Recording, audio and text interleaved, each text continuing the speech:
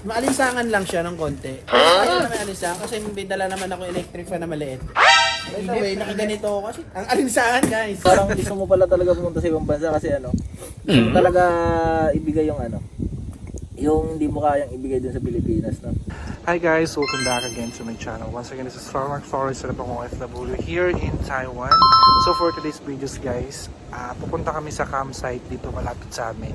Actually, ano lang naman to papakita ko lang din yung highlights ng lugar lang naman para updated din kayo sa mga napupuntahan ko dito sa amin. Isa daw dito sa guys sa mga takbuhan ng mga Pinoy pag winter kasi pwede kang mag-camping dito, no, for the whole day. So ayun, puntahan natin to guys.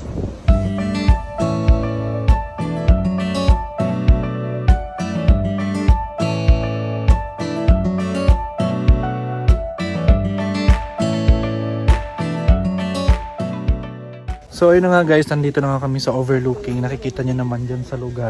Yan na yung makikita nyo dito. Guys, ito pala yung papuntang Chongwa. No, kitang-kita nyo yung buong Chongwa dyan. Dyan sa bandang Rian. Kaso nga lang, hindi natin kita ang buong Taipei dito kasi malayo siya.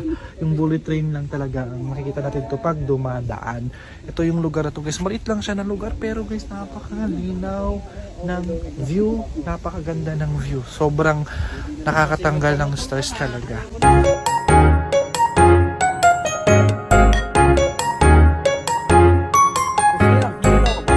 Imbes na galoto, nagalolo. Kamusta? Anong feeling?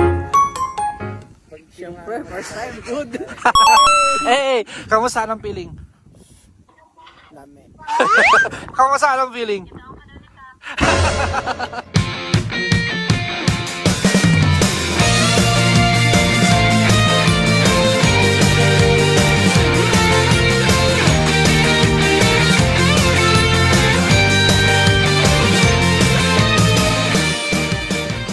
Anong balak? Ba't nag-Taiwan ka?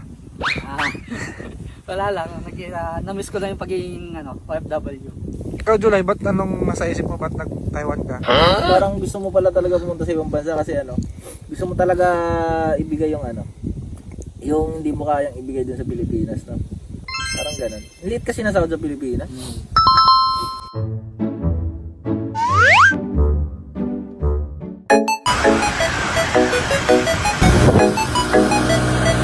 So ayun na nga guys, dito na nga kami sa dorm namin, kababalik lang namin. Tapos tatanungin ko rin sila guys kung kamusta yung experience nila sa napuntahan namin ngayon. So ayun, Diyos, kamusta yung experience? Goods po. Anong goods?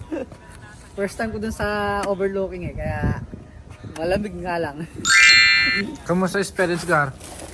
Masyado siyang medyo mainit. Maalinsangan lang siya ng konti. Ayaw na may alinsangan kasi may dala naman ako electric fan na maliit. By the way, nakaganito ako kasi ang alinsangan guys. Ano mainit? Time check. Ako? Alas 3 pala. Alas 3. Napakaaga pa pala. Ba't umuwi na tayo? Bago umuulan ng ice. Kaya ayoko nang nagkakaproblema kasi ganito ko magpa-relieve ng sarili ko ba. So, ayun. Kung ako naman tatanungin, siyempre nag-i-enjoy ako kasi nakilala ko sila. At the same time, mas nakikita ko talaga yung ugali ng bawat isa, no? Ang sarap sa feeling kasi nga may mga bago kang dormmate. Dahil lang sa experience na ganun, nakikilala ko yung ugali ng bawat isa.